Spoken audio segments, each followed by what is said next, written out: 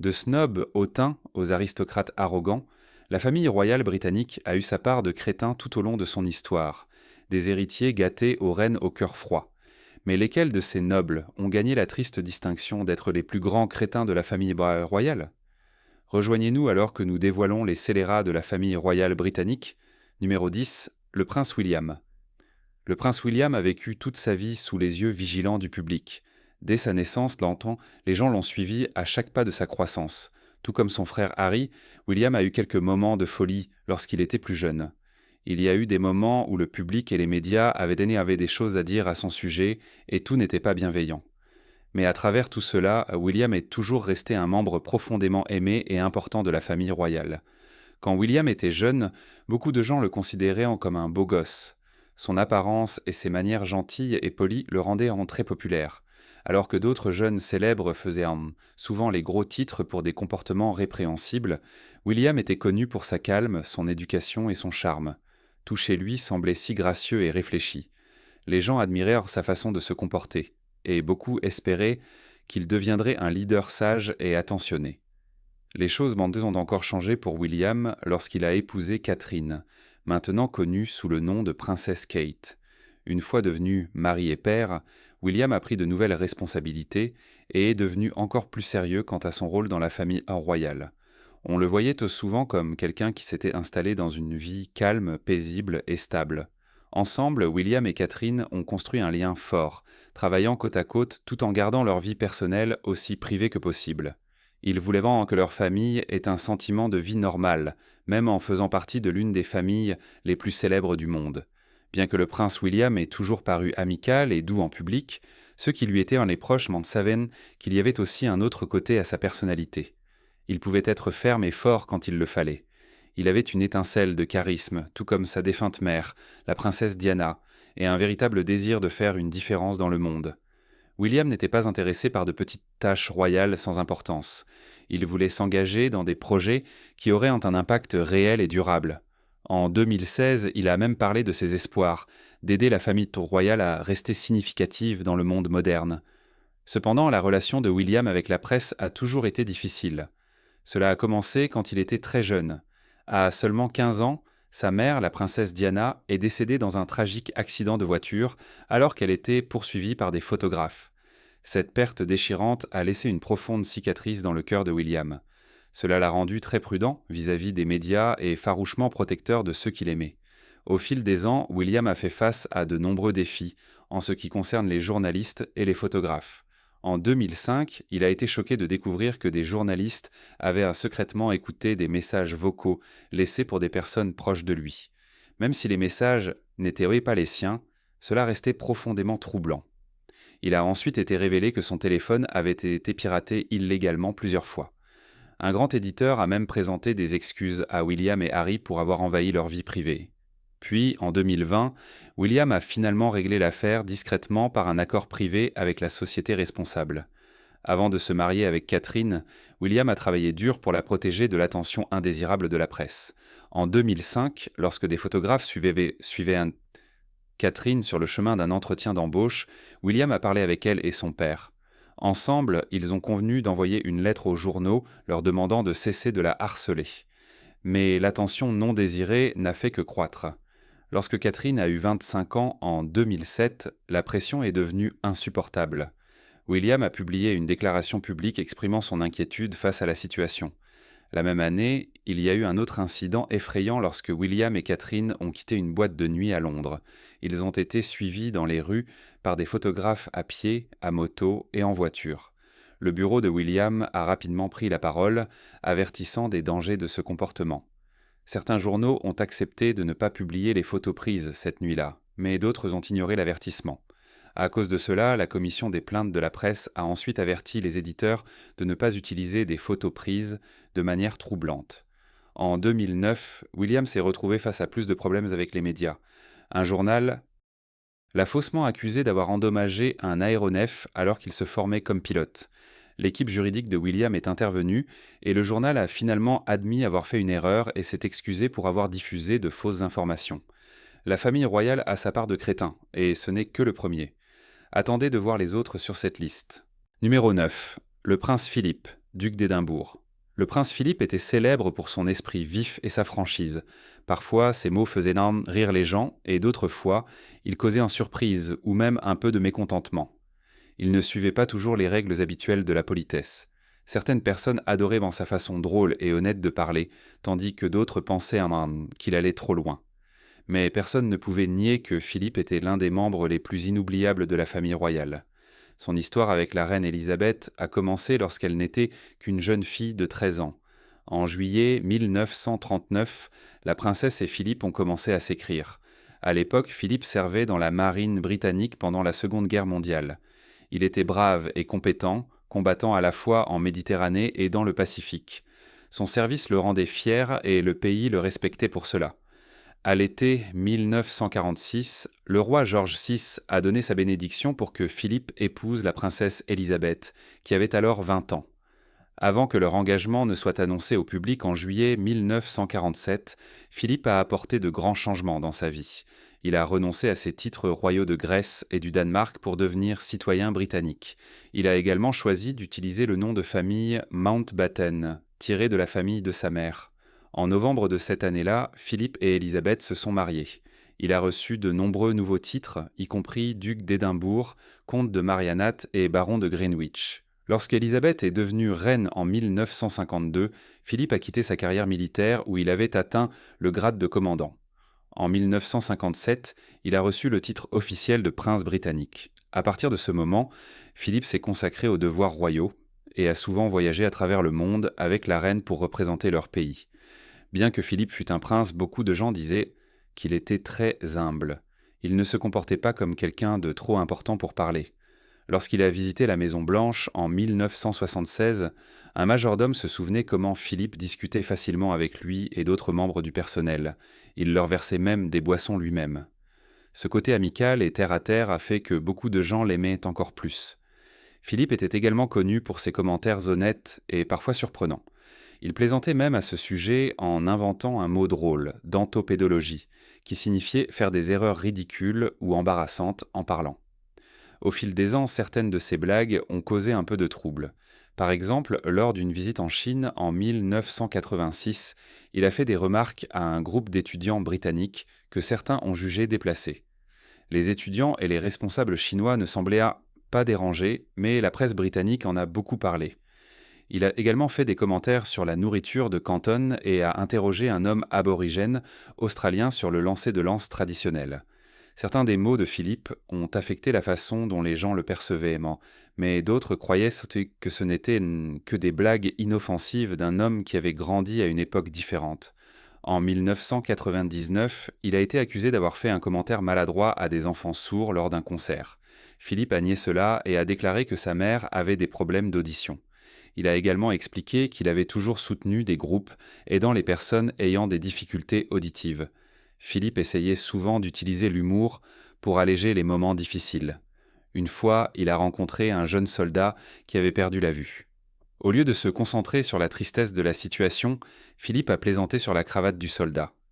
Étonnamment, le soldat a aimé la blague et a dit que les mots de Philippe l'avaient aidé à se sentir plus détendu et à l'aise. Numéro 8. Le roi George IV. Le prince George IV était célèbre pour son amour du luxe. Il aimait les vêtements élégants, les belles œuvres d'art, les grandes fêtes et tout ce qui avait l'air élégant. Les gens parlaient souvent de son style et de son charme. Mais derrière tout ce glamour, certains murmuraient qu'il se souciait trop de lui-même. Ils disaient qu'il voulait toujours plus d'argent et qu'il ne prêtait pas assez attention à être un bon roi. Lorsque George était devenu roi en 1820, les gens avaient des sentiments partagés à son égard. Certains admiraient sa mode raffinée et les magnifiques palais qu'il décorait avec de l'art et des meubles élégants. Il était appelé le premier gentleman d'Angleterre en raison de son goût et de son style. Mais d'autres n'aimaient pas ses mauvaises habitudes et le drame de sa vie. Il pensait bien qu'il mettait son propre bonheur avant d'aider le peuple qu'il dirigeait. George faisait souvent de mauvais choix. Il dépensait trop d'argent pour des vêtements, de la nourriture raffinée et de grandes fêtes. Parfois, il dépensait plus que ce qu'il avait. Même s'il vivait dans de grands logements remplis de trésors, de nombreuses personnes en Angleterre étaient pauvres et en difficulté. Cela a conduit beaucoup à le détester et à penser qu'il ne se souciait pas de son royaume. Un grand problème dans la vie de George était son mariage avec Caroline. Dès le début, leur relation était pleine de disputes et de malheurs. Ils ne s'entendaient pas du tout. Peu après leur mariage, tous deux ont commencé à voir d'autres personnes. Caroline a quitté l'Angleterre en 1814 pour voyager à travers l'Europe, tandis que George restait chez lui et avait ses propres aventures. Au moment où George est devenu roi, leur mariage était au-delà de toute réparation. En 1821, Caroline est revenue en Angleterre pour le couronnement de George, espérant être couronnée reine avec lui. Mais George ne voulait pas qu'elle soit présente lors de la cérémonie. Il a refusé de l'appeler reine et a même dit à d'autres cours royales en Europe de ne pas la reconnaître comme telle. Il a fait retirer son nom des prières de l'Église d'Angleterre. George voulait se débarrasser de Caroline pour de bon. Au lieu d'un divorce normal qui aurait révélé ses nombreuses erreurs, il a essayé un plan différent. Il a poussé pour une loi spéciale appelée le Pains and Penalties Bill, qui aurait annulé son titre et mis fin à leur mariage sans procès. Mais le peuple anglais a trouvé cela très injuste. Ce projet de loi a suscité un grand émoi. Le Parlement en a discuté longtemps et de nombreuses personnes se sont mobilisées pour soutenir Caroline. Ils n'aimaient pas la façon dont le roi l'a traitée. Finalement, le projet de loi a été abandonné. Pourtant, George ne laisserait pas Caroline participer à son couronnement. Malheureusement, le jour de la cérémonie, Caroline est tombée très malade et est décédée peu après. Sa maladie soudaine a suscité de nombreux soupçons et a encore plus terni la réputation de George. Les problèmes financiers de George continuaient de croître. Ses conseillers s'inquiétaient de ses dépenses, mais George n'écoutait pas.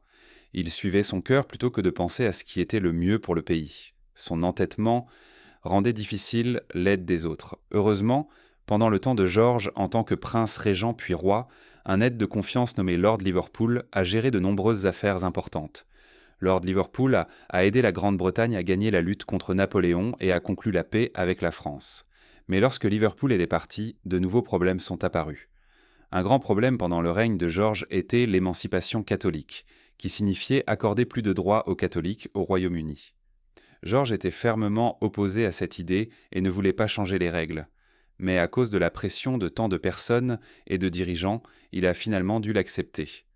Cela s'était très difficile pour un roi qui aimait avoir le contrôle. George a également fait face à une tristesse personnelle.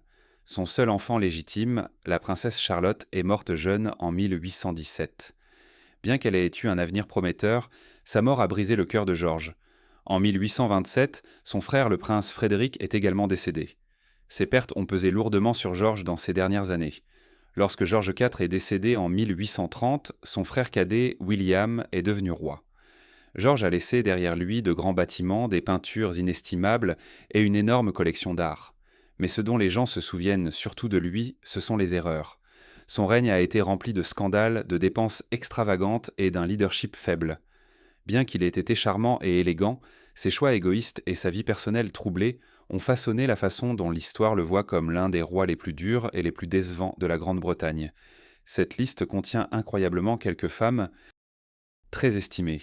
Vous serez stupéfait de voir qui était le prochain sur cette liste. Restez avec nous. Numéro 7. Camilla, duchesse de Cornouailles.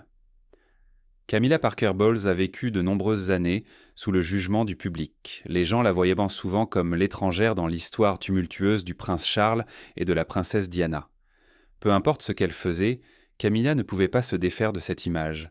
Sa première rencontre avec Charles et ce qui s'est passé par la suite ont façonné la manière dont le monde la voyait pendant très longtemps. Camilla et le prince Charles se sont rencontrés pour la première fois en 1971. Bien qu'ils se soient souvent croisés lors de fêtes et d'événements, ils ne se sont réellement rencontrés que lorsqu'une amie nommée Lucia Santa Cruz les a présentés correctement. À partir de ce moment, leur amitié a rapidement grandi. Bientôt, il est devenu clair que leur lien était spécial, et les gens ont commencé à murmurer que quelque chose de plus qu'une amitié était en train de s'épanouir entre eux. Leur connexion était un sujet brûlant parmi leurs amis. On les voyait souvent ensemble lors de matchs de polo à Smith's Lawn, dans le Windsor Great Park, où Charles était un joueur vedette. Ils passaient également du temps dans des lieux populaires comme Annabelle's à Berkeley Square, appréciant la compagnie de l'autre. Alors que Charles faisait connaissance avec la famille de Camilla et qu'elle rencontrait certains membres de la famille royale, il semblait que leur relation se renforçait. Mais leur histoire a été mise sur pause au début de 1973, lorsque Charles a rejoint la Royal Navy. Leur romance s'est éteinte, bien qu'ils soient mais soit resté en contact alors que la vie les entraînait dans des directions différentes. Camilla a épousé Andrew Parker Bowles et Charles a commencé ses devoirs royaux avant d'épouser la princesse Diana. Mais leur histoire ne s'est pas arrêtée là. En 1979, Charles était cœur brisé après la mort tragique de Lord Mountbatten. Pendant cette période triste, il s'est tourné vers Camilla pour du réconfort. Leur amitié s'est à nouveau approfondie et en 1980, les personnes proches d'eux savaient que leur amour s'était ravivé. Des rumeurs sur leur relation secrète ont circulé, en particulier parmi la communauté du polo où ils se rencontraient souvent. Fait intéressant, Andrew Parker Bowles, le mari de Camilla, aurait su pour l'affaire mais avait choisi de ne pas intervenir. Son propre mariage était troublé et il avait d'autres relations aussi. Le public a été choqué d'apprendre l'affaire de Camilla avec Charles, surtout parce qu'il était encore marié à Diana. Et bien que cela m'ait causé des problèmes dans mon travail, je comprends cela. Mais quelqu'un doit aller là-bas et aimer les gens et le montrer. Au fil du temps, Camilla est devenue une figure bien connue de la haute société britannique. Alors que Diana était aimée par des millions, Camilla était souvent blâmée pour les problèmes royaux. Lorsque la nouvelle a circulé que Charles et Camilla prévoyaient de se marier, les journaux ont été inondés de lettres en colère de personnes qui gardaient encore leur douleur et leur déception. Même après que Camilla soit devenue reine consort, les critiques n'ont pas cessé. Les gens jugeaient non seulement son passé, mais aussi sa personnalité et sa façon de s'habiller. Beaucoup pensaient maintenant qu'elle n'était pas une royale typique, trop audacieuse et moderne à leur goût. Le scandale connu sous le nom de Tamping Gate, lorsqu'un appel téléphonique privé entre Charles et Camilla a été divulgué, n'a fait qu'aggraver les choses, les médias se moquant d'eux et partageant des détails privés à entendre par tous. Malgré tous ces défis, Camilla a travaillé dur pour changer la perception des gens à son égard. Elle a assisté à des événements royaux, soutenu de nombreuses œuvres de charité et s'est consacrée à ses devoirs royaux. Lentement, les opinions des gens ont commencé à évoluer. Avec le temps, de plus en plus de personnes ont reconnu sa gentillesse et son engagement. Numéro 6. Sarah, duchesse d'York. Sarah Ferguson, la duchesse d'York, a vécu une vie pleine de hauts et de bas. Elle s'est souvent retrouvée sous les projecteurs, pas toujours pour les bonnes raisons. Son histoire est celle de luttes, d'erreurs et de moments difficiles, mais aussi de courage, d'espoir et de persévérance. En mai 2010, Sarah a été confrontée à un grand scandale qui a choqué beaucoup de monde. Un reporter du News of the World l'a secrètement filmée en prétendant être un riche homme d'affaires. Dans la vidéo, Sarah tentait de vendre un accès à son ex-mari, le prince Andrew, pour une grosse somme d'argent. Elle a même accepté 40 000 € en espèces comme premier paiement. Lorsque la vidéo est devenue publique, les gens ont été surpris et déçus. Beaucoup ont pensé que Sarah avait fait un très mauvais choix. À ce moment-là, Sarah venait de publier un livre pour enfants intitulé « Ashley apprend à se méfier des étrangers ». Mais au lieu d'aider son livre à devenir populaire, le scandale a seulement attiré une mauvaise attention. Plus d'exemplaires ont été imprimés, mais peu de gens les ont achetés. Plus tard, dans une interview avec Oprah Winfrey, Sarah a déclaré qu'elle buvait et se sentait très mal lorsqu'elle a fait l'offre. Après, elle a expliqué qu'elle voulait aider un ami, mais a fini par demander plus d'argent parce qu'elle avait elle-même des difficultés financières. Les problèmes de Sarah ne se sont pas arrêtés là. En 2012, la Turquie a émis un mandat d'arrêt international à son encontre. En 2008, elle avait secrètement filmé à l'intérieur d'un orphelinat d'État turc. Le gouvernement turc a déclaré qu'elle était entrée dans le pays sous de faux prétextes, avait enfreint la loi en filmant dans un bâtiment gouvernemental et avait violé la vie privée des enfants. Si elle avait été reconnue coupable, elle aurait pu faire face à jusqu'à 22 ans de prison. Heureusement, les lois britanniques l'ont protégée et les responsables britanniques ont promis qu'elle ne serait pas envoyée en Turquie pour son procès. Le gouvernement turc était contrarié car il croyait que la vidéo de Sarah donnait une image fausse et injuste de leurs orphelinats. Pour prouver qu'ils n'avaient rien à cacher, les responsables turcs ont invité des groupes internationaux de défense des droits de l'homme à visiter n'importe quel orphelinat de leur choix et à voir par eux-mêmes. Les problèmes d'argent semblaient suivre Sarah partout. En 2006, elle a lancé une entreprise de style de vie aux États-Unis appelée Artmoor LLC. Elle était censée soutenir son travail d'écrivain, de productrice de films et de conférencière. Malheureusement, en 2009, l'entreprise a échoué et elle devait environ 630 000 €. En même temps, elle avait des problèmes d'argent avec plusieurs entreprises et a même été poursuivie en justice au Royaume-Uni pour des factures impayées. En 2010, des rumeurs disaient que ses dettes pouvaient atteindre jusqu'à 5 millions de dollars et elle pourrait même faire face à la faillite. En 2011, il a été révélé que Sarah avait reçu une aide financière de Jeffrey Epstein, un homme célèbre pour de nombreux scandales. Le prince Andrew aurait aidé à organiser le paiement de certaines dettes de Sarah par Epstein. Sarah a ensuite admis que l'acceptation d'argent d'Epstein était une terrible erreur qu'elle regrettait profondément. Cette même année, Sarah a participé à une émission de télé-réalité aux États-Unis intitulée Finding Sarah. L'émission suivait son parcours pour reconstruire sa vie après tant de luttes. Un moment mémorable a été lorsque l'experte financière Suze Orman lui a donné des conseils difficiles mais honnêtes sur la façon de gérer ses finances et de prendre le contrôle de ses problèmes d'argent. Même avec tous ses hauts et bas, Sarah est restée proche du prince Andrew. Leur amitié et leur soutien mutuel ont toujours été un sujet d'intérêt public, surtout parce qu'Andrew était lui-même impliqué dans de nombreuses controverses. Sarah a toujours été à ses côtés, défendant son caractère et restant fermement à ses côtés. Les problèmes de Sarah avec le public ont commencé il y a longtemps.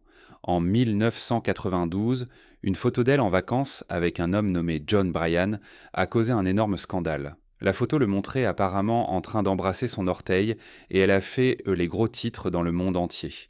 Ce moment embarrassant a secoué la famille royale et a contribué à la fin de son mariage avec le prince Andrew.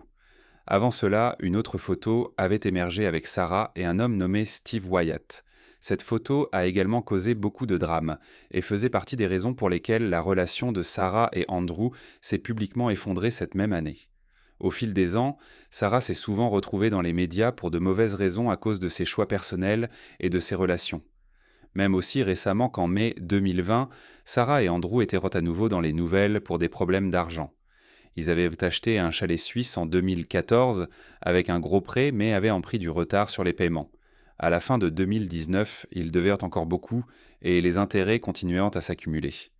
Certains pensaient que la reine pourrait intervenir pour aider, mais ses représentants ont rapidement déclaré qu'elle ne s'impliquerait pas. Les scandales entourant la famille royale sont nombreux, mais ce n'est pas la fin. Plongeons-y. Numéro 5. Prince Charles. À la fin des années 1970, le prince Charles était considéré comme le célibataire le plus recherché au monde. Les gens l'admiraient tant pour son charme et son origine royale.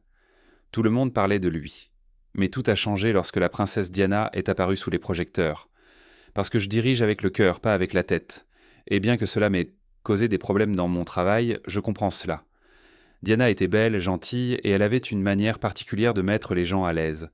Presque instantanément, beaucoup de gens ont commencé à aimer Diana. Lentement, Charles a perdu sa place de royal le plus populaire. L'étoile de Diana brillait de plus en plus, tandis que la renommée de Charles commençait à s'estomper. Lorsque Diana est morte soudainement, tous les yeux se sont tournés à nouveau vers Charles.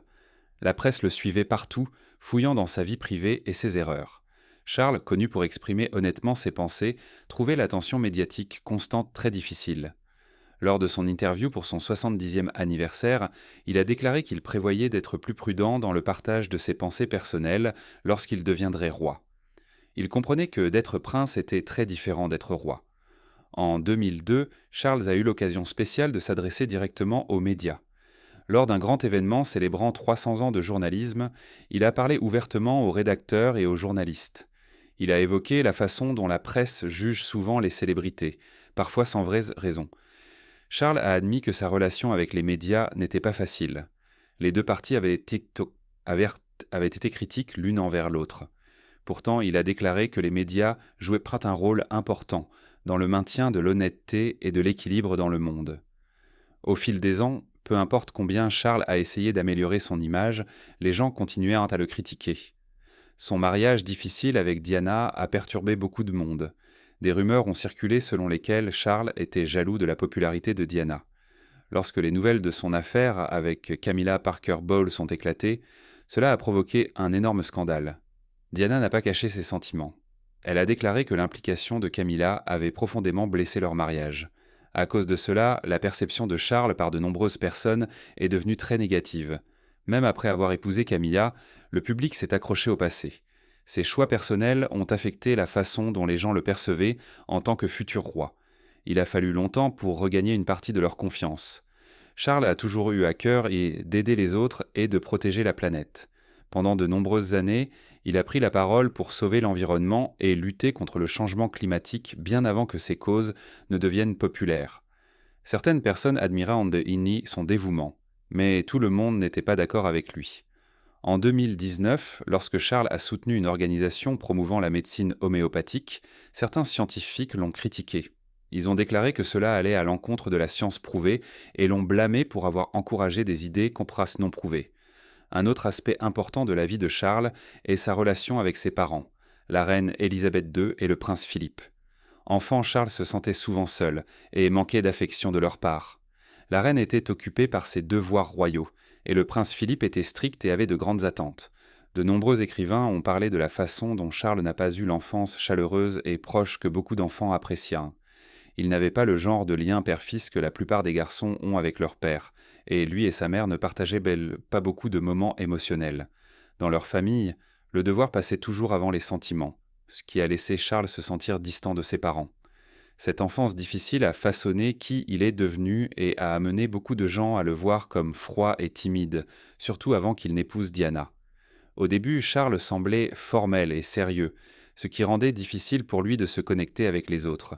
La nature chaleureuse et amicale de Diana rendait cette différence encore plus évidente. Elle pouvait facilement charmer tous ceux qu'elle rencontrait, tandis que Charles apparaissait plus silencieux et réservé. Mais avec le temps, Charles a travaillé dur pour montrer qu'il pouvait être attentionné et gentil. Il a continué à soutenir des œuvres de charité, à lutter pour des causes importantes et à se tenir aux côtés des personnes qu'il aimait. Même si certaines personnes n'étaient toujours pas d'accord avec lui, beaucoup ont commencé à respecter son dévouement et sa force. Numéro 4. La princesse Anne. La princesse Anne est connue dans le monde entier pour son travail acharné et son profond engagement à servir les autres. Les gens l'appellent souvent le membre le plus fiable de la famille royale, car elle ne cesse de travailler pour bien accomplir ses devoirs. Dès l'âge de 18 ans, Anne a participé à plus de 21 000 événements officiels. Cela montre à quel point elle se soucie de son rôle de princesse. Quand Anne était un jeune, elle était perçue comme une sorte de rebelle. Bien qu'elle soit deuxième dans l'ordre de succession, elle a fait des choix surprenants que beaucoup n'attendaient pas d'une royale. L'une des choses les plus audacieuses qu'elle ait faites a été de décider de ne pas donner de titres royaux à ses enfants. Elle voulait qu'ils aient une enfance normale, ce qui était très inhabituel pour quelqu'un de la famille royale. Cette décision a suscité la curiosité de nombreuses personnes et a alimenté beaucoup de discussions dans les médias. Les médias n'ont pas toujours été bienveillants envers la jeune Anne. Ils l'ont souvent qualifiée de distante et hautaine, ce qui signifie qu'ils pensaient qu'elle était froide et fière. Elle a même gagné le surnom de sa royauté impolie. Un moment célèbre a eu lieu en 1982 lors d'un événement équestre, où elle a demandé aux photographes de lui laisser de l'espace. Cela a provoqué un grand émoi dans la presse. Certaines personnes pensaient qu'elle tenait sa façon directe et rapide de parler de son père, le prince Philippe.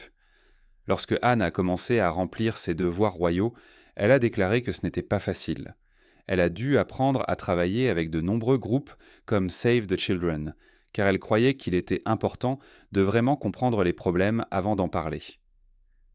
Grâce à ses visites et réunions précoces, elle a acquis les connaissances nécessaires pour faire une réelle différence. Au fil des ans, la princesse Anne est devenue connue pour son incroyable éthique de travail. Entre 2002 et 2022, elle a participé à plus de 11 000 événements officiels, plus que tout autre membre de la famille royale. Elle a été une constante lors d'événements caritatifs, d'apparitions publiques et de cérémonies importantes. Son dévouement ne passe jamais inaperçu. Mais la vie d'Anne n'a pas été sans quelques obstacles. En 2002, elle a fait l'histoire en devenant le premier membre de la famille royale à être reconnu coupable d'un crime. La raison ? L'un de ses chiens s'est mal comporté, enfreignant les règles de la loi sur les chiens dangereux. Elle a dû payer une amende de 500 €. En dehors de cela, Anne est célèbre pour faire les choses à sa manière. Elle coiffe ses propres cheveux et se maquille en elle-même. Elle conduit souvent elle-même à des événements et a été surprise à plusieurs reprises en excès de vitesse parce qu'elle se précipitait pour remplir ses devoirs royaux. La princesse Anne n'aime pas serrer la main des foules lors de ses promenades, car elle estime qu'il est impossible de saluer tout le monde. Au lieu de cela, elle apprécie des moments simples et terre à terre, comme réparer des clôtures sur son domaine rural ou faire la queue pour des toilettes portables lors des spectacles équestres de sa fille. Ces petites choses la font ressortir comme une personne très authentique. Anne soutient également discrètement des causes qui ne reçoivent pas beaucoup d'attention. Elle se soucie profondément de rendre la voile accessible à un plus grand nombre de personnes et de sauver les vieux phares. Ce sont des choses qui lui tiennent à cœur, et elle travaille dur dans l'ombre pour aider. Connue pour être directe et parfois un peu stricte, la princesse Anne est admirée pour sa loyauté, ses fortes habitudes de travail et sa manière pratique de gérer les choses. Elle est l'une des royales les plus travailleuses et impliquées, faisant toujours de son mieux avec honnêteté et cœur. Dans le top 3 se trouvent les plus étranges des imbéciles, mais qui sont-ils? Découvrons-le. Numéro 3. Le prince Harry. Quand le prince Harry était jeune, il était connu pour être aventurier et un peu sauvage. Les médias aimaient l'appeler un rebelle à cause de son comportement amusant et parfois espiègle. À seulement 17 ans, Harry s'est retrouvé en difficulté pour des choses comme fumer et boire avec ses amis, même s'il était mineur. Il a également eu quelques accrochages avec des paparazzis devant des clubs, ce qui a seulement suscité plus de curiosité à son égard. L'un des plus grands scandales s'est produit au début de 2005. Harry est apparu à une fête costumée en portant un uniforme avec un symbole de svastika. Cela a choqué et bouleversé de nombreuses bandes de personnes. Les politiciens, les dirigeants religieux et le public se sont tous exprimés contre cela. Harry a rapidement présenté ses excuses et a admis que c'était une erreur irréfléchie. Il a dit qu'il avait beaucoup appris de cette expérience et regrettait vraiment son choix. La même année, Harry a fait un commentaire maladroit sur sa petite amie, Chelsea Davy, qui a blessé certaines personnes. Cela n'a pas aidé son image car cela a ajouté à l'idée qu'il disait souvent des choses sans réfléchir. Plus tard, une vidéo est apparue où Harry utilisait un langage grossier pour parler de ses camarades cadets de l'armée. Cela a causé encore plus de mécontentement, beaucoup qualifiant ces mots d'offensants et de irrespectueux.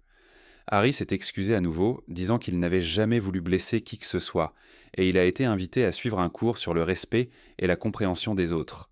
Le nom de Harry continuait d'apparaître dans les nouvelles pour son comportement sauvage.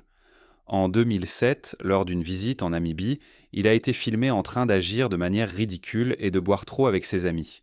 Puis, en 2012, un moment très privé est devenu public lorsque des photos de Harry jouant au billard nu à Las Vegas ont été diffusées en ligne.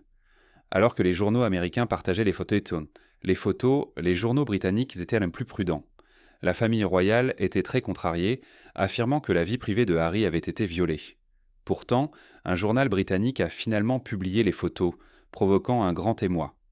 Au fil des ans, Harry a construit une réputation de royal, aimant faire la fête qui oubliait parfois ses devoirs. Beaucoup de gens le voyaient comme un fauteur de troubles qui se souciait plus de s'amuser que d'exercer son travail royal. Mais ceux qui étaient le proches de lui connaissaient un côté différent. Ils disaient qu'il était gentil et attentionné, même s'il ne le montrait pas toujours. Au fil du temps, Harry a commencé à changer. Il a commencé à s'éloigner de son passé sauvage et à se concentrer davantage sur ses devoirs royaux. Bien que les gens se souviennent encore de ses erreurs de jeunesse, beaucoup ont vu à quel point il travaillait dur pour grandir et s'améliorer. Numéro 2. Le roi Édouard VIII. En 1936, quelque chose de très important s'est produit en Angleterre. Après la mort de son père, Édouard est devenu le nouveau roi. Il venait de la maison de Windsor, mais il avait une manière différente de faire les choses. Édouard n'aimait pas suivre toutes les règles strictes et les traditions de la famille royale. Les personnes au pouvoir autour de lui ont commencé à se sentir nerveuses car Édouard ne semblait pas intéressé à agir comme un roi typique. À cette époque, Édouard a rencontré une femme nommée Lady Furness. Elle était mariée à un aristocrate britannique. Mais ce qui rendait cette rencontre importante, c'est que Lady Furness a présenté Édouard à Wallis Simpson. Wallis était une Américaine avec un passé compliqué. Elle avait déjà été divorcée une fois et été remariée lorsqu'elle a rencontré Édouard. Bien qu'Édouard ait dit à son père qu'il n'y avait rien de romantique entre lui et Wallis, beaucoup de gens ne le croyaient pas.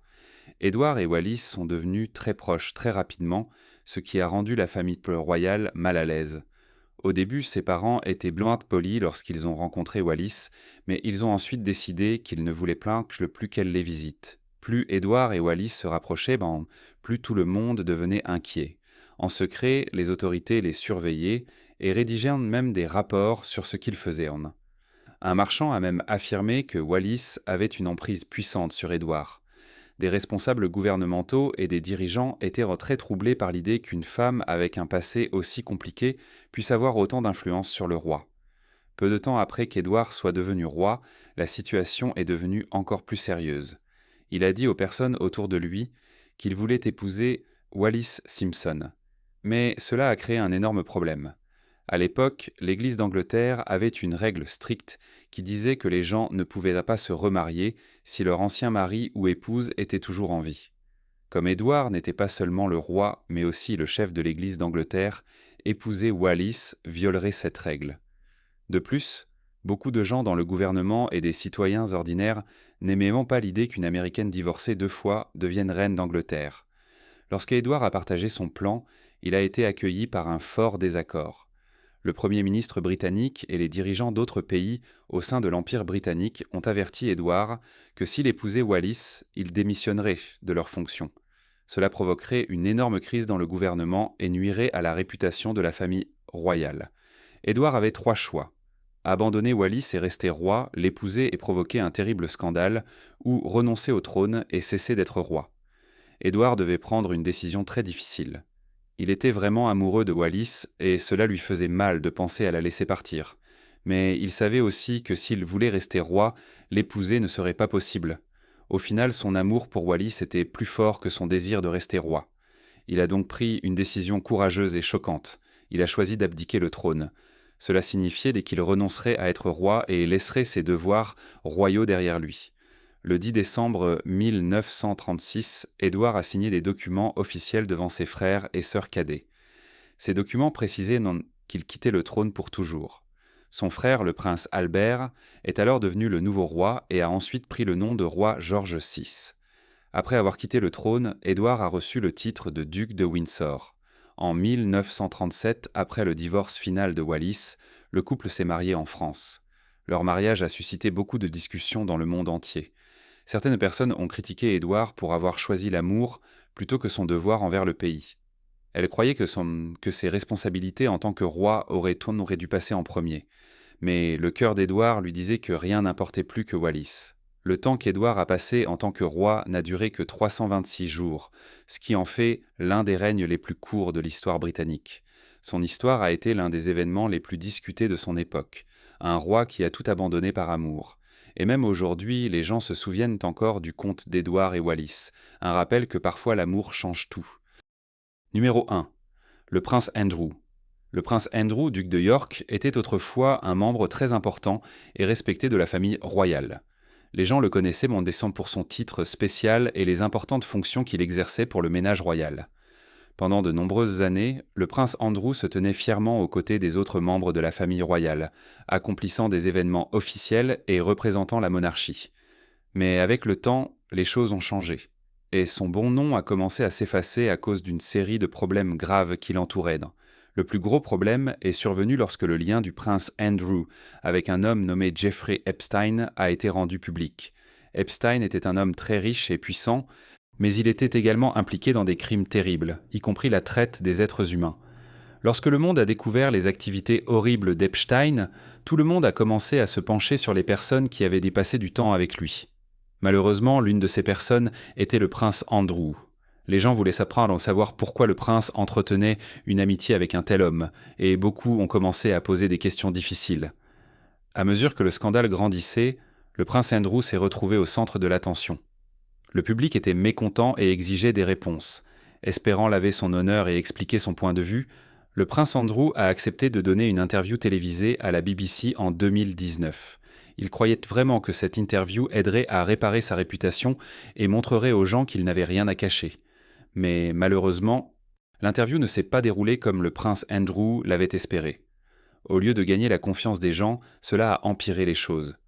Le public ne croyait pas beaucoup de ses réponses et un moment particulier a rendu les choses encore plus étranges. Lorsqu'on lui a demandé à propos de certains événements, le prince Andrew a affirmé qu'il ne pouvait pas y être car il avait un problème médical qui l'empêchait de transpirer. Beaucoup de gens ont trouvé cette explication difficile à croire, et cela est rapidement devenu un sujet de blague et d'incrédulité. L'interview a fait que les gens lui faisaient encore moins confiance. Ce scandale n'a pas seulement blessé le prince Andrew, il a également apporté de l'embarras à l'ensemble de la famille Pond-Royal. Les gens du monde entier ont commencé à prêter plus d'attention à la manière dont les royaux géraient les situations difficiles. En novembre 2019, Buckingham Palace a fait une annonce importante. Ils ont partagé que le prince Andrew se retirerait de ses fonctions publiques. Le deuxième fils de la reine est dépouillé de tous ses titres militaires et de ses rôles caritatifs royaux. Il ne participerait plus à des événements officiels, ni ne représenterait la famille royale d'aucune manière. Mais les problèmes du prince Andrew ne se sont pas arrêtés là. D'autres nouvelles ont émergé au fil du temps. En 2020, de nouveaux rapports ont affirmé que le prince Andrew était étroitement lié à une banque privée appelée Bank Haviland, détenue par la famille Rowland. On disait qu'Andrew utilisait son titre royal et son rôle d'envoyé commercial pour aider la banque à conclure des affaires avec des clients riches et puissants à travers le monde, y compris certains gouvernements et dirigeants controversés. Beaucoup de gens étaient en tort mécontents de cela, disant qu'il était mal pour un royal d'utiliser sa position à de telles fins. Un autre problème était l'implication du prince Andrew dans la vente d'armes.